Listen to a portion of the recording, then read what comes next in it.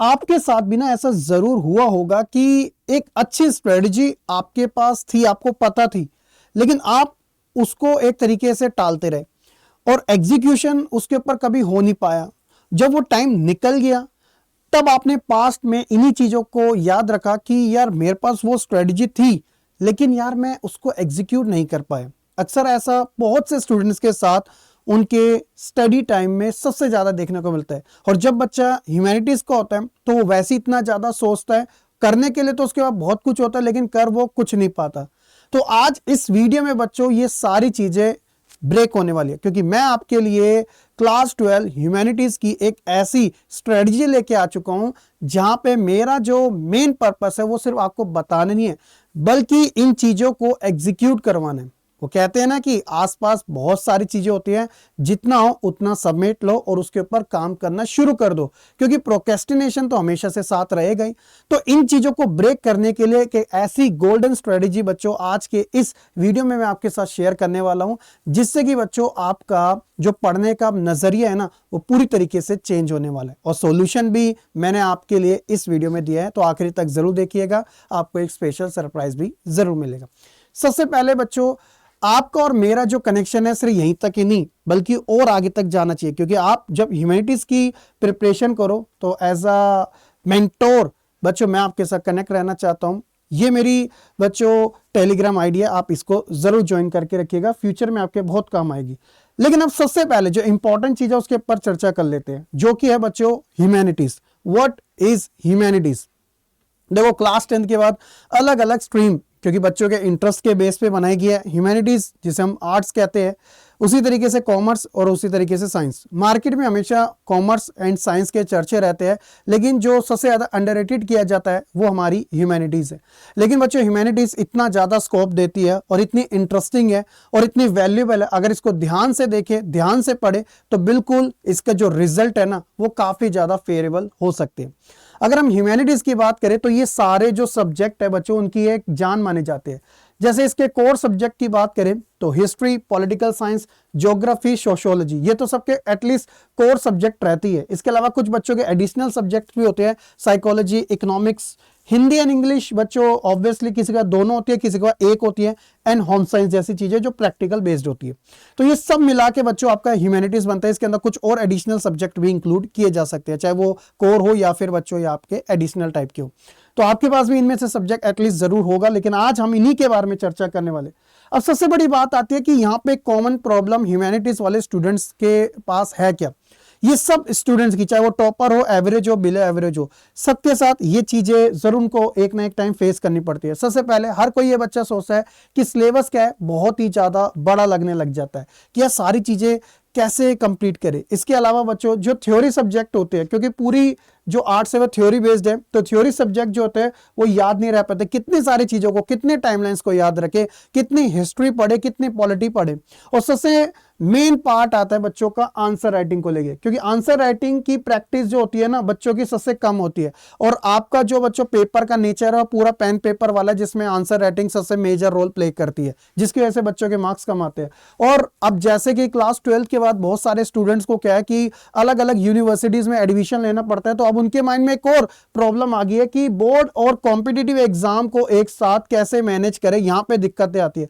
और सबसे बड़ी प्रॉब्लम जो बच्चों के साथ हमेशा जुड़ी रहती है कि उनका जो टाइम मैनेजमेंट है वो कभी सही तरीके से हो नहीं पाता। ये एक प्रॉब्लम है कॉमन, क्योंकि स्कूल भी रहता है और सेल्फ स्टडी भी है, फिर बच्चे बहुत सारे अलग अलग जगह पे जाके पढ़ते भी है। तो ये सबके साथ है, तो सबसे पहले आप इसकी फिक्र तो मत कीजिएगा। अब बात आती है बच्चों आपके लिए एक सक्सेसफुल फॉर्मूला की। देखो, बात सिर्फ बताने की नहीं होती, बात होती है उसके ऊपर काम करने की। मैं तो आपको आज बता के चले जाऊंगा और आप अच्छे तरीके से जान भी लोगे, लेकिन जब तक बच्चों आप अपनी जगह से इसको थोड़ा एक कदम आके नहीं काम करोगे ना, तब तक वो चीजें बिल्कुल ऐसी ही रहेगी। यानी कि एग्जीक्यूशन जो है ना वो रियल पावर है। अगर आप एग्जीक्यूशन नहीं करना जानते, ये आपके लिए सबसे बड़ी प्रॉब्लम है। फिर ऐसी हजारों स्ट्रेटजी आपके साथ शेयर कर ले, तब भी कुछ भी नहीं होने वाला। तो इसलिए बच्चों बिल्कुल एक सीक्वेंस ऑर्डर में वो चीजें आपको बताएगी हैं जो आपको काफी ज्यादा काम देगी। ये है बच्चों एक तरीके से छोटी छोटी चीजें। सबसे इंपॉर्टेंट है बच्चों, क्योंकि हमें पता है कि हमें अपनी एनसीईआरटी से ही पढ़ना है, तो एनसीईआरटी हमारी फर्स्ट प्रायोरिटी होनी चाहिए, जिसे हम लाइन बाय लाइन, किसको बच्चों हम लाइन बाय लाइन इसको हम कवर करेंगे। ये हमारा पहला फेज होना चाहिए। अगर हम ह्यूमैनिटीज के स्टूडेंट हैं तो हम ह्यूमैनिटीज के अंदर शॉर्ट नोट्स भी बनाते चलेंगे। जो नोट्स होंगे हम शॉर्ट नोट्स, चाहे हमें इवेंट्स के बनाने हो, टाइमलाइन के बनाने हो, किसी डेफिनेशन के बनाने हो, एग्रीमेंट के बनाने हो, ट्रीटीज के बनाने हो, हर किसी के हम बनाएंगे।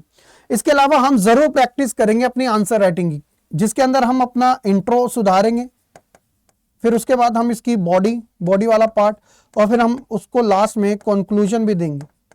जब तक हम इसके ऊपर अच्छे तरीके से काम ना कर ले तब तक हमारा कुछ होने वाला नहीं। तो मेक श्योर करना है कि हर एक स्टूडेंट्स को अपनी आंसर राइटिंग में वर्ड्स, लिमिट्स और ये पैटर्न को फॉलो करना और एक सही वे में, सही क्वालिटी में उस चीज को मेंशन करना, तब जाके इसका इंप्रेशन नेक्स्ट लेवल का होगा। फिर हम पीवाईक्यू को जरूर चेकआउट करेंगे। पीवाईक्यू हमको एक तरीके से हमारे वरदान माने जाएंगे, हमें आइडिया देते हैं कि कहां तक जो भी हम प्रिपरेशन करें किस लेवल की है। ये हमें राइट डायरेक्शन देने में काफी हेल्प करते हैं। इसके अलावा हम जो है प्रोक्रेस्टिनेट नहीं करेंगे, एटलीस्ट रेगुलर रिवीजन जरूर करेंगे, क्योंकि छोटी छोटी चीजें आगे चल के कितना बड़ा इंपैक्ट दे सकती है उसका कोई आइडिया नहीं लगा सकता। इसलिए हम प्रेजेंट में रह के सारी चीजों को एक साथ कवर करते रहेंगे और आगे फ्यूचर की इतनी टेंशन नहीं लेंगे। जब छोटी छोटी चीजें जो है एक टाइम पे कंप्लीट होती रहेगी तो हमारा सोचने का तरीका, हमारा एग्जीक्यूशन, हमारा डिसिप्लिन, वो सब कुछ साथ साथ बनते रहेगा। इतना बच्चों सिंपल सा ह्यूमैनिटीज का एक सक्सेस फार्मूला है, लेकिन बहुत सारे बच्चे जानते हैं लेकिन काम उसके ऊपर कभी नहीं करते।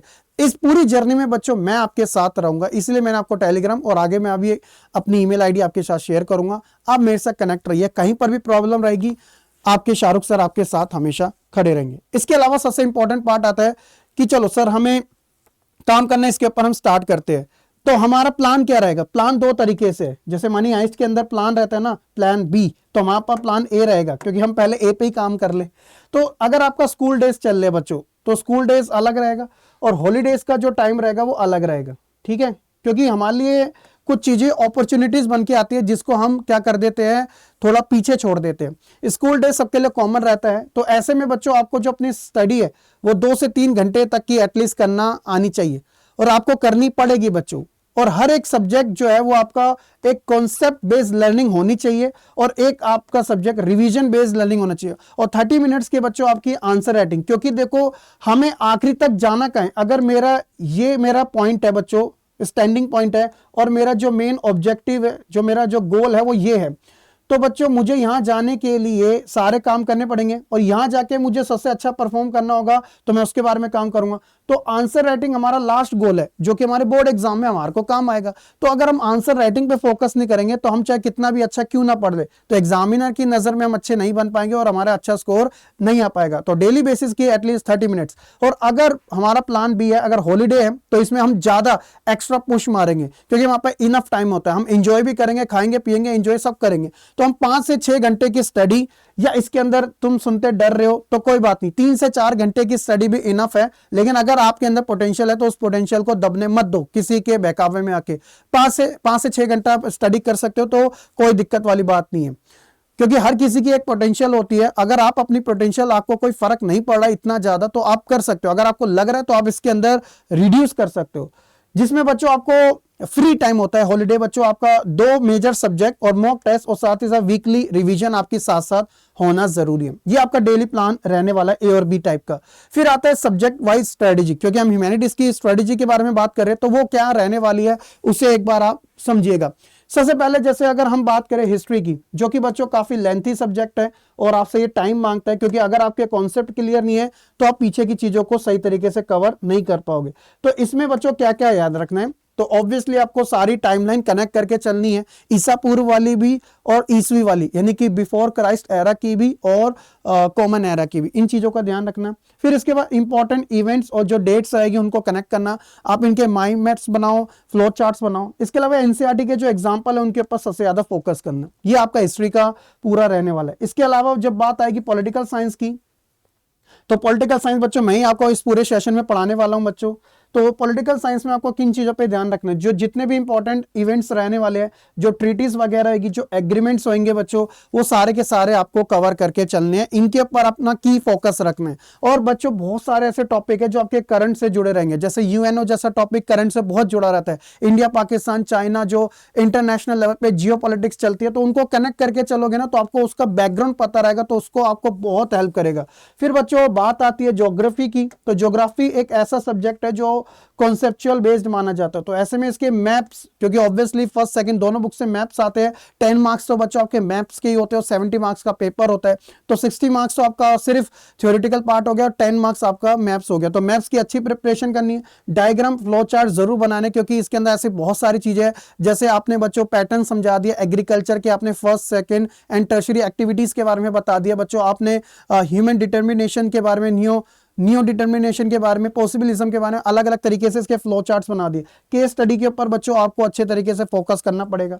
फिर उसके बाद बच्चों सोशियोलॉजी जैसे सब्जेक्ट की बात है, जो एक थ्योरेटिकल पार्ट है जो सोसाइटी से जुड़ा है, तो इसके अंदर जितने भी डेफिनेशन कॉन्सेप्ट होते हैं वो आपके क्लियर रहने चाहिए और एग्जाम्पल के साथ उनको रिवाइज करना, चाहे वो एमएन श्रीनिवासन का हो या फिर घुरे जी का हो या किसी और का क्यों ना हो। ये सब्जेक्ट वाइज बच्चों आपकी स्ट्रेटजी रहने वाली है। फिर उसके बाद आता है बोर्ड एग्जाम की स्ट्रेटजी, जहां पे आपका जो बीस्ट मोड है ना वो ऑन करना पड़ेगा, जिसमें बच्चों आपको पूरी कंप्लीट एनसीईआरटी कवर करनी पड़ेगी। अगर आप अपना सिलेबस ही पूरा कवर नहीं करके चलोगे तो बच्चों आप कैसे उम्मीद लगा सकते हो कि आपके 95 प्लस या 99 आ सकते हैं किसी एग्जाम के अंदर। फिर उसके बाद बच्चों आपको अपने जो प्रीवियस ईयर क्वेश्चन पेपर है उनकी प्रैक्टिस करना जरूरी है, क्योंकि एग्जाम टाइम में ये आपके लिए एक की पॉइंट रहता है जिसमें बच्चे लैग कर जाते हैं। उसके बाद चर्चा होती है बच्चों टाइम बाउंड राइटिंग सेक्शन की, क्योंकि आपका पेपर भी तो 3 घंटे का है, अगर आप टाइम बाउंड नहीं लेके चलोगे तो इसकी भी प्रॉब्लम आपको फेस करनी पड़ सकती है। फिर आता है बच्चों इंपॉर्टेंट क्वेश्चन की एक अलग से नोटबुक बनाना, क्योंकि देखो एग्जाम के अंदर क्या होता है कि सब चैप्टर से इक्वल नहीं पूछा जा सकता या नहीं पूछा जाता, तो सबकी वेटेज जो है बच्चों हर एक चैप्टर की बता रखी है आपको, कहां से कैसे किस टाइप के क्वेश्चंस पूछे जाने वाले हैं। तो इसीलिए बच्चों अपनी नोटबुक अलग टाइप की जो आंसर से रिलेटेड होगी वो आपको बनाना जरूरी है। इसके अलावा बच्चों ऑब्वियसली आपको जो सैंपल पेपर रहता है, क्योंकि बोर्ड एग्जाम के अंदर बच्चों हमारा जो एनवायरमेंट होता है सैंपल पेपर ऐसा लगता है हमें करना ही करना है, तो ये बिल्कुल आपको एक रियल आईना दिखाता है कि हाँ यार मैं ये कवर कर पा रहा हूं, तो ये मेरे सबसे बेस्ट चीज है। तो इन चीजों का आपको ध्यान रखना है जब आप इसकी एक अच्छी स्ट्रेटजी करो। और कौन सी वो चीज है जो कॉमन मिस्टेक है जिनको आपको अवॉइड करने की सबसे ज्यादा जरूरत है, तो ये 5 ऐसी बच्चों आपके लिए कॉमन मिस्टेक है जिनको अवॉइड करना है आपकी बार। सबसे पहले बच्चों हम अवॉइड करेंगे रीडिंग करना, क्योंकि देखो रीडिंग ही करना इनफ नहीं है। क्यों? क्योंकि आपका पेपर पेन एंड पेपर वाला है, तो ऐसे में बच्चों आपको प्रैक्टिस करना जरूरी है। तो इतना सारा पढ़ लिया लेकिन याद कितना है, सिर्फ इतना सा है, और एग्जाम में वो और इतना हो जाता है, मतलब इतना पढ़ा इतना याद रहा, एग्जाम में जब लिखा तो वो इतना हो गया, तो सोचो सारा टाइम पूरा बर्बाद। तो इस चीज को हमें बच्चों एक तरीके से छोड़ना पड़ेगा। फिर बात आती है बच्चों रिवीजन को स्किप करना, क्योंकि आपकी शिकायत क्या रहती है, सर हम पढ़ते हैं भूल जाते हैं। बताओ बचपन में 2 का पहाड़ा पढ़ते थे तो कितनी दिक्कतें आती थी, आज मैं आपसे बोलूं 2 का पहाड़ा सुनाओ तो आप बोलेगे अरे सर 2 4 6 8 10 12 14 16 18 20 ये तो हमने यूं ही कर लिया, क्योंकि ये हमारी लॉन्ग टर्म मेमोरी बन गई है ना। तो ये कॉन्सेप्ट आपके लॉन्ग टर्म नहीं बन सकते, तो ये कैसे बनेंगे, जितना ज्यादा रिपीटेशन आएगा। रिपीटेशन किससे आता है, रिवीजन से ही आता है ना, और रिवीजन को स्किप कर दी, वाह बेटे वाह, सही है। आंसर राइटिंग प्रैक्टिस ना करना, मतलब चाबी किधर है, चाबी किधर है, चाबी किधर है, 10 के 10 दरवाजे खोल लिए तुमने और कहीं चाबी नहीं मिली, पता चला टेबल पे ही चाबी रखी थी। मतलब तुमने प्रैक्टिस कर ली, आंसर मतलब कॉन्सेप्ट को समझ लिया, सब कुछ कर लिया, लेकिन बात जब आंसर राइटिंग करने की आई थी वो आई नहीं तुम्हारे से, और उसकी प्रैक्टिस ही स्किप कर दी। इन चीजों से बचना है भाई। फिर आता है लास्ट मंथ में सिलेबस स्टार्ट करना, अब होगी असली पढ़ाई, अब मेरे अंदर जुनून जागेगा, मत करना भाई। 1000 में से एक आध बच्चा इसका सही एग्जाम्पल बनता है, लेकिन उन 999 बच्चों का भी ध्यान में रखना चाहिए, क्योंकि वो भीड़ का सिर्फ हिस्सा कहलाए जाते हैं। अव्वल दर्जे का वही शख्स होता है जो अपने टाइम की वैल्यू करता है, फिर चाहे दुनिया उसको कितना भी कुछ क्यों ना कहे कि ये तो 5-5 6-6 घंटे पढ़ता था, क्योंकि दुनिया रिजल्ट मांगती है, और आज की दुनिया तो सबसे ज्यादा मांगेगी, मुंह पे बेइज्जती कर देगी, ध्यान रखिएगा। फिर आता बच्चों PYQ को इग्नोर करना। अगर तुमने PYQ इग्नोर किए तो सबसे पहले तुम्हें मुझसे निपटना पड़ेगा, क्योंकि मैं तुम्हें अच्छे तरीके से बता दूंगा अगर तुमने PYQ इग्नोर किया आपकी बात, ध्यान रखना, ठीक है। चलो, तो ये सारी चीजें बच्चों आपकी होगी, और ये है बच्चों एक छोटा सा आपके लिए सक्सेस टिप्स। भाई टिप्स बहुत जरूरी होती है, रख लिया करो। देखो भाई, सबसे इंपॉर्टेंट चीज होती है कंसिस्टेंसी। देखो आपको ही पता है कि पानी की बूंद एक पत्थर पे अगर 10 बार गिरेगी ना तो पत्थर बिल्कुल भी उसको कोई फर्क नहीं पड़ेगा, लेकिन अगर वो लाख बार गिरेगी ना तो पत्थर में कहीं ना कहीं बच्चों गैप देखने को मिल जाएगा। अगर वो करोड़ टाइम उसके ऊपर टपकती रहेगी ना तो वो पत्थर भी अपने आप ही चिरता चले जाएगा। ये आपने कहीं ना कहीं स्टोरी जरूर पड़ी होगी। इसे कहते हैं कंसिस्टेंसी। तो क्योंकि कंसिस्टेंसी एक ऐसी चीज है कि ऐसा नहीं है कि भाई आज एक ही दिन में 6 चैप्टर पढ़ लिए, अगले 7 दिन तक एंजॉय किया, फिर 8वें दिन दोबारा से आए 6 चैप्टर फिर से पढ़ने पड़ रहे। ये काम नहीं चलता भाई। एक चैप्टर का छोटा सा पार्ट एक दिन पढ़ा और 10वें दिन जाके वो पूरा एक चैप्टर कंप्लीट कर दिया, इसे को कहते हैं कंसिस्टेंसी। फिर आता है बच्चों एनसीईआरटी, क्योंकि देखो यार आपकी फाउंडेशन है ये, अगर आप इसे इग्नोर करोगे तो आपका कुछ नहीं होने वाला। फिर आता है बच्चों रिवीजन। भाई सक्सेस की तो यही है जो मैंने आपको बताया था। आंसर राइटिंग आपको हाई स्कोर देगी, और आपके जो मॉक टेस्ट होते हैं एग्जाम टाइम में वो आपको एक तरीके से रियल आईना दिखाते हैं, तो आपका कॉन्फिडेंस बिल्ड करते हैं। ये सारी चीजें बच्चों मैंने आपको अपनी साइड से बता दी। अब आपको जो बताया था कि मैं सॉल्यूशन भी देने आया हूं, तुम्हें लगता है कि तुम मेरे साथ जुड़ के काम करना चाहते हो अच्छे तरीके से, यार ये टीचर तो यार बहुत बढ़िया है, अच्छे तरीके से समझा रहे, मैं इनकी क्या बोलते हैं इनकी शागिर्द में आना चाहता हूं, है ना तो आपके लिए बच्चों बहुत बहुत क्या बोलते हैं सुस्वागत है मैं आप सभी बच्चों का। मैं काफ़ी ज़्यादा एक्साइटेड रहता हूँ अपने क्लास 12 बोर्ड एग्जाम के जो बच्चे होते हैं उनको प्रिपेयर करवाने में। तो मुझे बहुत खुशी होती है, मैं उनके हर तरीके से काम आता हूँ, चाहे उनके वाइवा हो, प्रोजेक्ट्स हो, या फिर उनकी आंसर राइटिंग सही करवानी हो, या फिर उनकी राइटिंग सही करवानी हो, कॉन्सेप्ट को याद करवाना हो, या फिर चीज़ों को समझाना हो, कॉन्सेप्ट को इन डेप्थ में बताना हो। तो मुझे बहुत अच्छा लगता है बोर्ड एग्जाम्स के बच्चों का, उनको आगे चल के मेंटोर करना, गाइडेंस देना। तो बच्चों अगर आपने ये वीडियो यहाँ तक देखी है ना, तो मैं आप सबसे बच्चों आप एक चीज़ आज बोल के जा रहा हूँ कि आप मेरे साथ कनेक्ट हो जाओ ना। बच्चों आपका कल्याण निश्चित करवा दिया फिर कह देना इसी कमेंट सेक्शन में। तो इस चीज़ के लिए बच्चों मैं आपको इनवाइट करूंगा, ये जो हमारे जो बच्चों बैचेस है, जो हमारे पेड सेशंस होते हैं ना, तो आप उसमें ज्वाइन कीजिएगा। वन टाइम इन्वेस्टमेंट पे बच्चों, अगर आप बोर्ड एग्जाम की प्रिपरेशन कर रहे हो आर्ट्स डोमेन की, तो आपके लिए एक सिंगल बैच है। अगर आप चाहते हो कि बोर्ड्स के साथ सीयूटी एग्जाम भी अच्छा हो जाए, एक से भले दो, और अपकमिंग बैचेस में भी हम जुड़े रहे, कनेक्टेड रहे, तो सब्सक्रिप्शन बेस्ड रहता है बच्चों ये वाला बैच। तो दो आपके पास ऑप्शन है, मैं आपको दिखा भी देता हूं बच्चों। यहाँ पे ये कोड यहाँ रख लीजिएगा, जब भी आप किसी भी कोर्स को बाय करो तो आप इसका यूज कर लिया करो एक्स्ट्रा डिस्काउंट के लिए। जैसे बच्चों अड्डा 24/7 की ऑफिशियल वेबसाइट है, उसके ऊपर विजिट करना है। अगर आपके पास ऐप है तो ऐप से कर लीजिएगा और आपके लिए अच्छा रहेगा। इंटरफेस इसका ऐसे ही रहेगा, ऑल कोर्सेज पे क्लिक करोगे, यूजी पीजी एंट्रेंस पे जाओगे, यहाँ पे बच्चों आपको सीयूटी यहाँ पे ह्यूमैनिटीज देखने को मिलेगा। ह्यूमैनिटीज पे क्लिक करोगे तो ये सीयूटी आर्ट्स पे क्लिक कर देना। अब देखो कितने सारे कोर्सेज आपको दिख जाएंगे, लेकिन आप मेरी सजेशन लो, आप इसमें एनरोल कर लो। ये सब्सक्रिप्शन बेस्ड है, जैसे आप अलग अलग ओटीटी प्लेटफॉर्म का सब्सक्रिप्शन लेते हो तो जितनी भी नई मूवीज आती है तो आपको दिखते रहती है ना एक टाइम तक। तो जैसे यहाँ पे आपको आपका सीयूटी एग्जाम जब तक खत्म नहीं हो जाता, यानी कि बोर्ड एग्जाम के बाद सीयूटी एग्जाम होता है, तो तब तक आपके पास ये सब्सक्रिप्शन रहेगा। अब जितनी भी इसके अंदर नई चीजें आती रहेगी आपको मिलते रहेगी। वन टाइम इन्वेस्टमेंट, ऑल चीजें आपकी कवर अप हो जाएगी। एक ये बच्चों विद बुक वाला होता है, ये विदाउट बुक वाला होता है। प्राइस में आपको दोनों में डिफरेंस देखने को मिल जाएगा। तो अभी क्या है बच्चों, अभी फादर डे की सेल चल रही है, क्योंकि हर एक पिता यही चाहता है कि उसका जो सन या डॉटर है वो सही तरीके से सही डायरेक्शन में आगे बढ़े, क्योंकि फादर को इन्हीं चीज में बच्चों प्राउड मिलता है ना। तो अगर आप इस चीज में आते हो तो आपको डेफिनेटली इसका रिजल्ट जरूर मिलने वाला है। इसके अलावा जो मैंने आपको वो वाला बैच बताया था आधार वाला सिर्फ बोर्ड एग्जाम्स का, ये देखो कितना सस्ता है, 4450। अगर इस पर आप क्लिक भी करोगे बच्चों तो ये आपका और सस्ता हो जाएगा। अभी 4.5 से भी कम का दिख रहा है, तो ये 35% है। अभी ये मैं आपको 37% करके दिखा देता हूँ। ये देखो SR के लाइव पे क्लिक करा तो ये आपका 4313 का हो गया। कितना सस्ता हो गया आपके लिए। तो अगर आप इनमें किसी में भी एनरोल करना चाहते हो तो आप जरूर कर लीजिएगा बच्चों। और आप मेरे से कनेक्ट करना चाहते हो, क्योंकि देखो ये फादर डे की सेल है, ये मैंने आपके लिए कोड लगा रखा है, तो प्राउड करवाइएगा 37 का। और जो मैंने आपको बताया था कि ईमेल आईडी, ये मेरी ईमेल आईडी है। कभी फ्यूचर में लगे मुझसे कनेक्ट होना है तो बच्चों आप कनेक्ट हो जाइएगा, इससे अच्छी भी आपके लिए और कुछ नहीं हो सकता। हर चीज़ में आपकी हेल्प करूंगा, चाहे आप पेड वाले हो या फिर नॉर्मल स्टूडेंट हो, कोई दिक्कत वाली बात नहीं, आप मुझसे कनेक्ट कर सकते हैं। यही था बच्चों आज के सेशन में। तो उम्मीद है कि अब आपको ह्यूमैनिटीज़ की जो प्रॉपर स्ट्रेटजी है वो अब अच्छे तरीके से समझ आ चुकी होगी। बहुत बहुत शुक्रिया आप सभी का। जय हिंद।